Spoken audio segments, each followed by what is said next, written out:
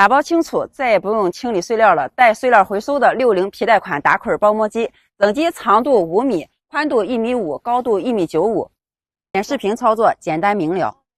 秸秆通过输送带自动输送至上端的进料口，料满后机器自动报警，机器自动开仓，草捆通过输送链排输送至后边的包膜台，摇臂电机公钻，包膜台自钻，整个包裹过程不漏料不洒料。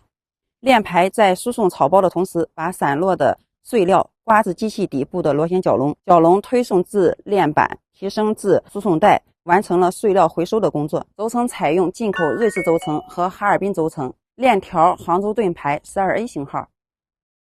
整机设备功率12千瓦，想要高端打捆包膜机的，赶快找小尹吧。